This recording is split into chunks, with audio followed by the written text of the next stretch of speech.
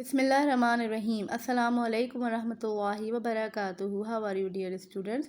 This is your Urdu period. First recite dua Rabbi zidni ilma. اے میرے رب میرے علم میں اضافہ فرما. بیٹا اپنی کتاب کا صفحہ نمبر 49 کھولیے. جی بیٹے صفحہ 49 پیج 49 پہ ہم آ گئے ہیں اور آج ہم شروع کریں گے باب نمبر 9 اخلاقی جرت. آج کی دن لکھ لیجئے، تاریخ لکھ لیجئے. اخلاقی جرت کیا ہوتی ہے بیٹے؟ اخلاقی جرت اس ہمت کو کہتے ہیں جو اخلاقی حوالے سے ہم پر عائد ہوتی ہے. اخلاقی جرت کے معنی ہے سچائی، حق گوئی کے اظہار کی قوت. حق گوئی کے اظہار کی قوت، حق بولنا، صحیح بات بولنا، برائی کو برا کہنے کی طاقت، ہمت اور حوصلہ. یعنی اگر ہمارے سامنے ظلم و زیادتی، برائی، ناانصافی ہو تو ہم اس پر خاموش نہ رہیں بلکہ سچ اور حق کی حمایت میں آواز بلند کریں. انسان معاشرتی زندگی سے کٹ کر نہیں رہ سکتا، یعنی کہ سوسائٹی سے الگ نہیں ہو سکتا، آئسولیٹڈ نہیں رہ سکتا. وہ معاشرتی زندگی کا جزو ہے، ایک حصہ ہے، ایک پارٹ ہے. اور معاشرتی زندگی متضاد اقدار و روایات اور خاصیت کا حامل ہے. متضاد یعنی ڈیفرنٹ، ایک دوسرے کے اپوزٹ. اقدار و روایات جو ویلیوز ہیں، جو کوالٹیز ہیں، یعنی نیکی و بدی، عدل و ظلم، حق و باطل، جھوٹ سچ، اچھائی و برائی، گناہ و ثواب ساتھ ساتھ چلتے ہیں. فرد کی تعلیم و تربیت، اس کے عقائد و نظریات کسی معاشرے میں برائی کو فروغ پانے سے روکنے میں معاون ثابت ہوتے ہیں. یعنی ہر سوسائٹی میں سچ بھی ہوگا، جھوٹ بھی ہوگا، اچھا بھی ہوگا، برا بھی ہوگا، حق بھی ہوگا، باطل بھی ہوگا. لیکن اگر کسی کی تعلیم و تربیت اس کے حوالے سے کی جائے کہ وہ برائی کو برا کہے تو اس سے کیا ہوتا ہے؟ برائی فروغ پانے سے رکتی ہے. اخلاقی جرت ایک ایسا انسانی وصف ہے جو خاص نعمت خداوندی کہلانے کا مستحق ہے. اخلاقی جرت کے حامل معاشرے میں برائیوں اور ظلم و جبر کو پنپنے کا موقع نہیں ملتا. یوں ایک صالح معاشرے کے قیام میں کامیابی حاصل ہوتی ہے. اس کی بنسبت جس معاشرے میں اخلاقی جرت کی روش نہ ہو وہ مکمل طور پر تباہی سے دوچار ہو جاتا ہے. جہاں پہ اخلاقی جرت نہ ہو، جہاں پہ ایسا لگ رہا ہو انسان کو کہ یہ بری بات ہے، یہ غلط ہے، یہ ظلم ہے، لیکن اس میں اتنی ہمت نہ ہو کہ وہ اس ظلم کو ظلم کہہ سکے، اس کے خلاف کھڑا ہو سکے، تو وہ معاشرہ کیسا ہو جاتا ہے؟ وہ تباہ ہو جاتا ہے. رسول اکرم صلی اللہ علیہ وسلم کی سنت اور صحابہ کرام رضی اللہ تعالیٰ عنہ اجمعین کے عمل میں اخلاقی جرت کی بے شمار مثالیں موجود ہیں. رسول اکرم صلی اللہ علیہ وسلم کے الفاظ اخلاقی جرت کی اعلیٰ ترین مثال ہیں. اگر یہ کفار مکہ میرے ایک ہاتھ میں چاند اور دوسرے میں سورج لا کر رکھ دیں تب بھی میں دین اسلام کی تبلیغ سے باز نہ آؤں گا.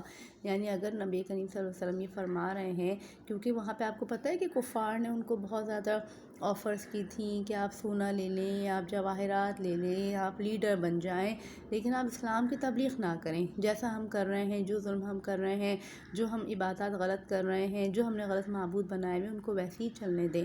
تو اس پہ نبی کریم صلی اللہ علیہ وسلم نے کیا جواب دیا تھا کہ آپ تو آفرز اور ڈیمانڈس اور سونے جواہرات کی بات کر رہے ہو نا. اگر آپ میرے ایک ہاتھ میں چاند اور دوسرے میں سورج بھی لا کر رکھ دیں گے تب بھی میں کیا کروں گا؟ دین اسلام کی تبلیغ سے باز نہ آؤں گا.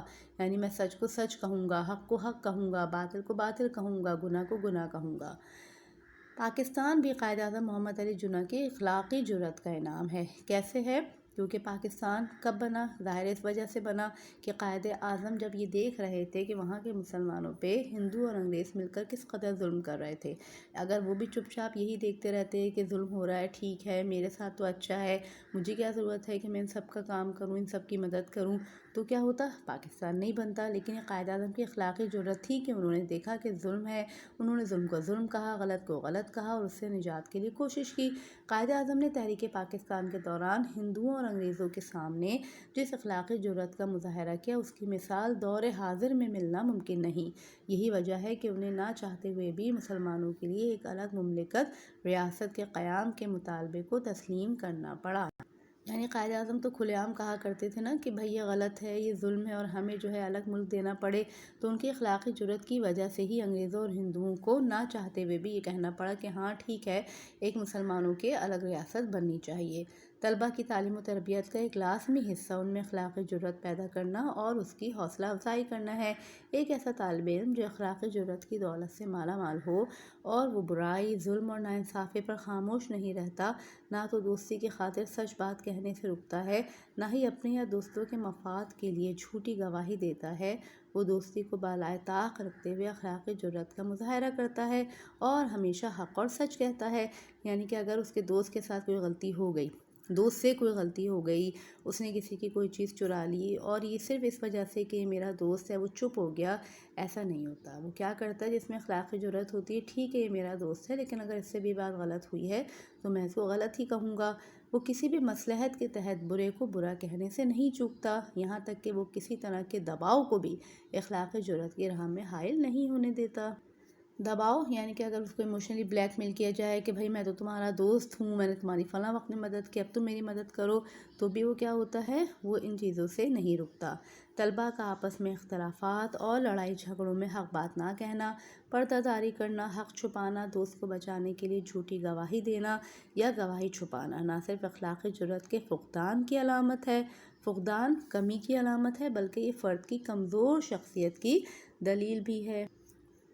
ظلم و جبر، ناانصافی اور برائیوں کو دیکھنا اور ان کے خلاف آواز حق بلند نہ کرنا، گویا ان کے ساتھ تعاون کرنا اور انہیں فروغ دینا ہے۔ کس کے ساتھ تعاون کرنا؟ برائیوں کے ساتھ، ظلم کے ساتھ، اور انہیں فروغ دینا یعنی کہ ان کو آگے بڑھانا ہے۔ اگر ہماری قوت و طاقت اتنی نہیں ہے کہ ہم انہیں روک دیں تو کم از کم اتنی اخلاقی جرات تو ہونی چاہیے کہ حق کو حق، باطل کو باطل اور ظلم کو ظلم کہہ سکیں اور ان تمام برائیوں سے نفرت کا اظہار کر سکیں۔ یہ نہیں کہ ہم بھی اسی کا پارٹ بن جائیں کہ بھائی ہم ان کو روک تو سکتے نہیں تو چلو ہم بھی ان کے پارٹ بن جائیں اور ان کے ساتھ جو ہے جیسا ہو رہا ہے اس کے ساتھ ویسا ہی کرنا شروع کر دیں۔